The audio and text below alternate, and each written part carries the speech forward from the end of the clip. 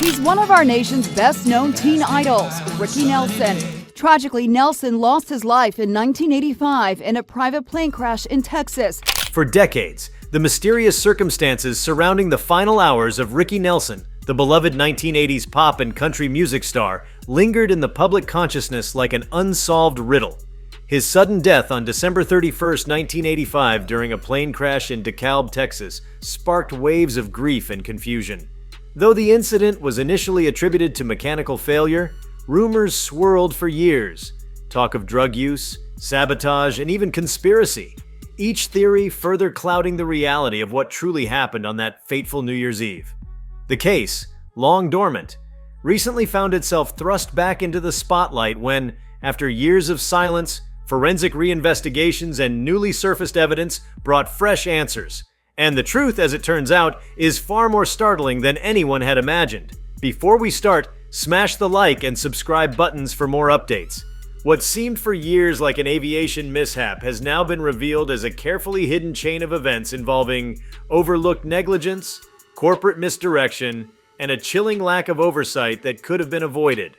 The shocking revelation didn't arise from a dramatic courtroom confession or a whistleblower's sudden change of heart.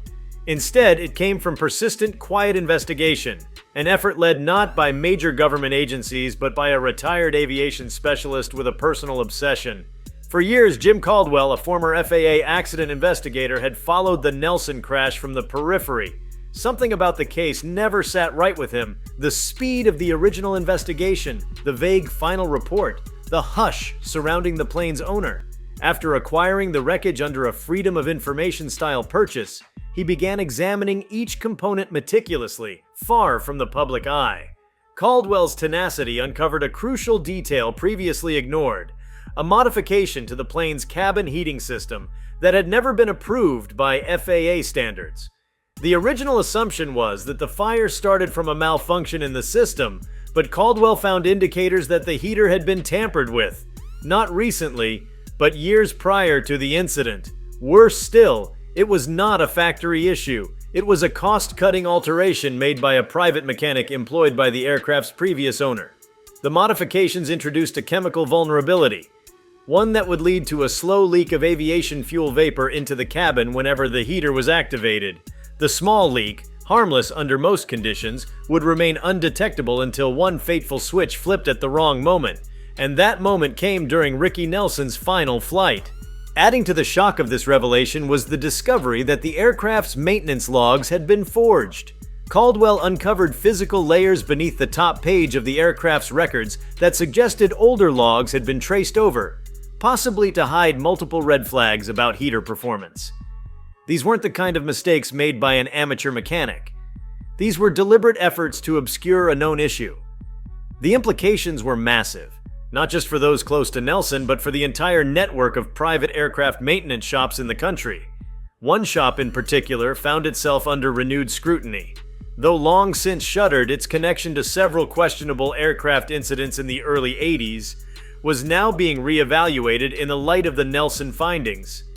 This alone would have been explosive enough, but the mystery deepened further when Caldwell traced the ownership of the plane back to a shadowy company used for asset leasing by a now defunct entertainment management firm.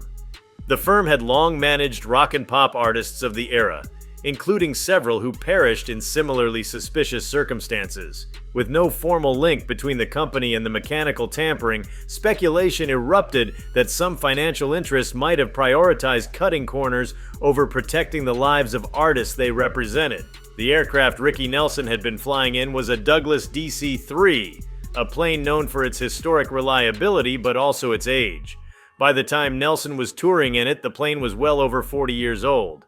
Most of its type were either in museums or relegated to short-run flights under strict maintenance oversight.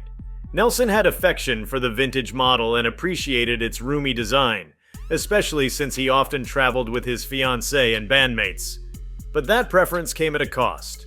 Vintage aircraft demand constant, detailed maintenance. Their systems, while robust, were unforgiving when neglected.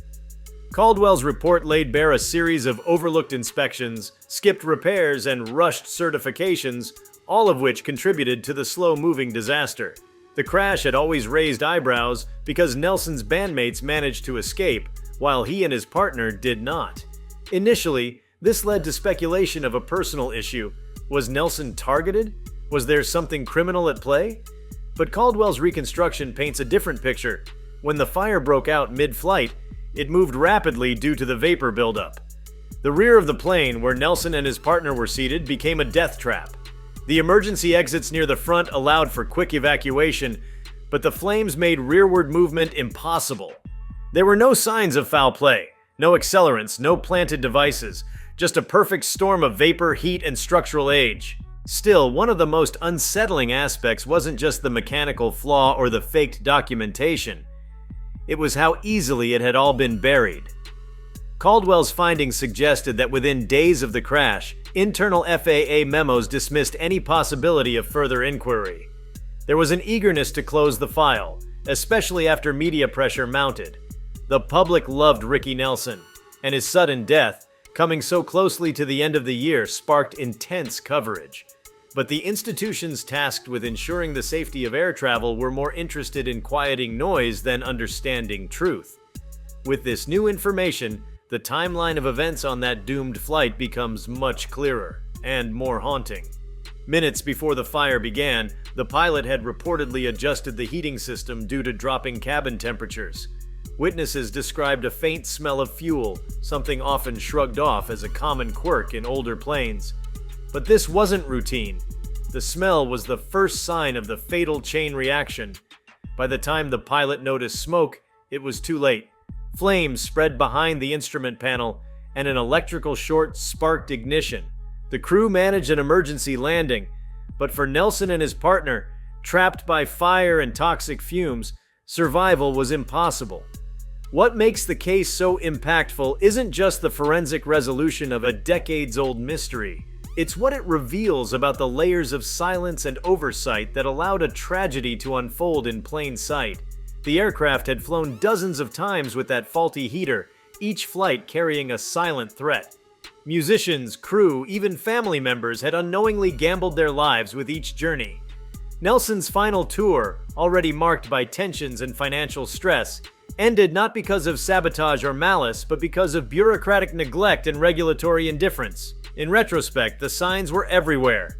Prior maintenance workers interviewed during Caldwell's research admitted that the heater had issues, but no one took it seriously. FAA inspectors trusted the logs without verifying them. The music management firm, more focused on schedule and budget than aircraft condition, never requested a secondary inspection. These failures weren't explosive on their own, but together they formed the perfect conditions for catastrophe. The implications stretch beyond just one celebrity's story.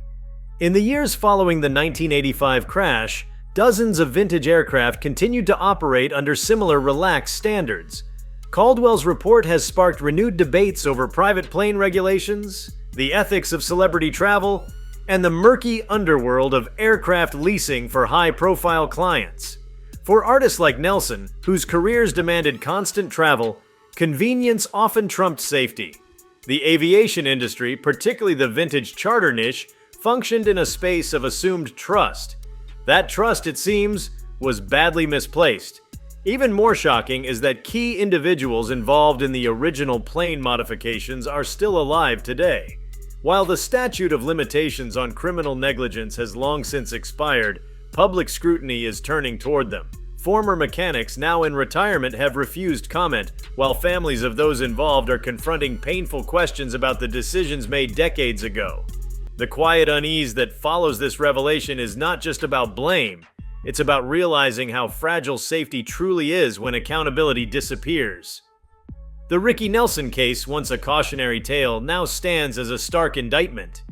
It shows how fame doesn't guarantee protection, how even beloved public figures can fall victim to hidden dangers wrapped in everyday decisions. It reveals a world where the thin line between cost-saving and life-threatening negligence was crossed without a second thought. And perhaps most chillingly, it leaves us with the realization that if it weren't for one man's obsessive dedication, the truth might have remained buried forever. The investigation has already forced internal reviews at aviation boards and raised serious questions within the entertainment touring industry. For musicians, actors, and performers still traveling under legacy conditions, the case has opened eyes. Caldwell's report doesn't just resolve a mystery, it shines a light into the shadowy corners of an industry that grew comfortable with silence. The names and places might change, but the pattern is all too familiar. Decisions made for convenience, lives lost as consequence, questions buried beneath paperwork. Nelson's final moments, once the subject of tabloid speculation, now carry a tragic clarity. His death wasn't the result of drugs, sabotage, or personal demons. It was the consequence of trusting a system that failed him in every possible way. For his family and fans, there is a somber satisfaction in knowing the truth, even if it took nearly 40 years to surface. The loss is no less painful, but at least it is now understood. As the story continues to unfold, the reverberations are only just beginning. New cases have emerged, with investigators inspired by Caldwell's work looking into other mysterious aviation deaths. While the Nelson case may be closed, the larger narrative is still evolving. Trust, safety, and the cost of silence, these are the themes that linger long after the smoke has cleared and the truth has been told. And for those who flew on wings built on shortcuts and secrets, the lesson remains as urgent as ever. With the veil now fully lifted on the Rickie Nelson case, one of the most haunting realizations is how close the tragedy came to being avoided, not by a miracle, but by mere procedure. Had one inspection gone deeper, had one technician spoken up, had one paper trail not been altered, a completely preventable disaster might have been stopped. That sharp edge between fate and failure now glints painfully in hindsight. The sheer volume of missed chances is staggering. And yet, what's more alarming is how such a fragile chain of decisions remained intact long enough to end a life. What emerged from the reopened investigation was a chilling timeline of silent failures. A timeline that showed how systemic flaws, small compromises, and quiet negligence stitched together a coffin in midair. But the lessons of the case aren't confined to aviation. The deeper implications stretch into every corner of industries that prioritize prestige and efficiency over human vulnerability. Nelson's death may have been airborne, but the factors that led to it are rooted in very terrestrial attitudes. The normalization of risk, the pressure to meet deadlines, and the belief that visibility somehow equates to invincibility. It's easy to look at a celebrity death and view it through the lens of tabloid fatalism, but when the smoke of rumor is cleared, what's left is a devastatingly normal chain of avoidable errors. That's the true discomfort of the solved Nelson mystery. There were no villains in the shadows, no elaborate conspiracies to end a career or silence a voice. The truth is more mundane and therefore more terrifying.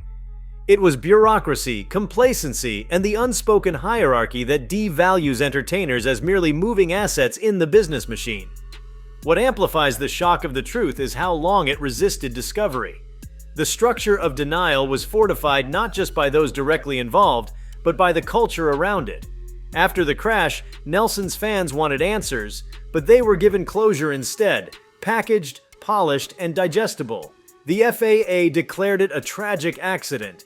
Management moved forward. Media turned to the next story. No one asked why a plane that should have been grounded was in the air, or how records that didn't add up were signed off. There's a discomfort in asking too many questions, especially when the answers might destabilize industries or reputations. Caldwell's discovery has ignited discussions in boardrooms, safety panels, and legal departments, particularly about celebrity air travel and aging aircraft. The aviation leasing world, often shrouded in anonymity and brokered through shell companies, has become a focal point for criticism. Nelson's plane had changed hands multiple times, and each new owner passed the buck, allowing defects to age with the airframe. The practice of leasing vintage aircraft to high-profile clients is now under heavy scrutiny. These planes are often chosen not for their safety records, but their aesthetics or nostalgia value. The tragedy has now cast an unforgiving spotlight on the economics of this niche business. And yet, even with this new truth in the open, there remains a heavy silence around accountability. Most of the individuals responsible for decisions made decades ago are either unreachable or protected by layers of expired liability. The statute of limitations on many aviation crimes has passed, meaning the truth arrives not with justice, but with eerie stillness. There will be no arrests, no corporate takedowns, no headlines of comeuppance. but the moral weight endures, and it's landing squarely on an industry that now has to reckon with the ethics of how it treated one of its own. Among Nelson's peers, the revelation has sent ripples of dread and reflection. Artists who once laughed off the quirks of touring planes now find themselves wondering how close they came to similar ends. Prominent figures from that era are sharing their own near misses: flights aborted due to odd smells, minor fires on board quickly extinguished, strange mechanical behaviors dismissed as old plane syndrome. Each new story gives weight to the idea that Nelson's death was not an outlier, but an inevitability born from systemic flaws. This new knowledge also redefines the last chapter of Nelson's life. He had spent much of the early 1980s fighting to reclaim his musical relevance, experimenting with a mix of country and pop that alienated some longtime fans while attracting new ones. He was touring constantly, often playing smaller venues and working harder than he had in years. It wasn't the glamorous life many imagined. It was long hours, tight budgets, and logistical compromises. The plane was part of that compromise. It was a mobile base of operations, a cost-effective way to maintain a grueling schedule. Now, viewed through the lens of the investigation, it was also a ticking time bomb dressed in vintage charm. What makes the truth especially powerful is that it reframes the nature of tragedy. It shows that catastrophe doesn't always descend from chaos. Sometimes it seeps upward through years of shortcuts, growing slowly, silently, until it consumes everything in a flash. The heater didn't fail overnight. The paperwork wasn't forged in a moment of panic. The conditions were decades in the making. The fire that ended Rickie Nelson's life was lit not by chance, but by patterns of willful ignorance. The psychological cost of such revelations is heavy. For Nelson's family, the finality brings clarity, but it also brings new pain, knowing how close he came to safety and how preventable it all was. For the fans, it reopens a wound long believed to have scarred over. But in some ways, this reopening is necessary. Only by confronting the reality behind the myth can the memory of Rickie Nelson be properly honored, not as a fallen star, but as a man failed by the very structures meant to protect him. Outside of music and aviation, the story has become a touchstone for conversations around regulation, risk, and personal responsibility. Industries that rely on older technology, from railroads to shipping, are examining their own practices. How many systems are still running with outdated safety checks? How many businesses are quietly cutting corners, assuming disaster won't come knocking? Nelson's crash is a haunting reminder that those assumptions can have a body count. Perhaps the most disturbing detail to emerge from Caldwell's investigation was the way the aircraft's documentation was doctored with such ease. There was no elaborate forgery, no technical wizardry. A few altered numbers, a few initials in ink, and the illusion of legitimacy was complete. The idea that something so critical could be hidden so simply forces a reevaluation of trust in safety institutions. It begs the question, how many other records are similarly falsified, waiting for time to catch up with them? Since the public release of the findings, organizations responsible for air safety and music tour logistics are facing pressure to adopt more transparent practices. The FAA has begun revisiting oversight protocols for vintage aircraft used in commercial or semi-commercial activity. Artist unions and management firms are forming committees to explore alternatives to private air travel or to demand stricter maintenance audits for hired aircraft. The Nelson case, long shelved as a freak tragedy, has transformed into a blueprint for reform. And still, the most human aspect of the story lingers in the background, the emotional weight of knowing what was lost. Rickie Nelson was more than just a relic of early rock and roll. He was a man in the middle of artistic rebirth. He was building something new, trying to evolve in a career that rarely allows room for reinvention. That effort was cut short by a fire that had no right to happen. Knowing the precise moment the system failed does not undo the loss, but it contextualizes it.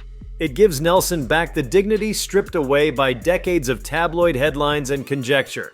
What's left now is a hard-earned understanding.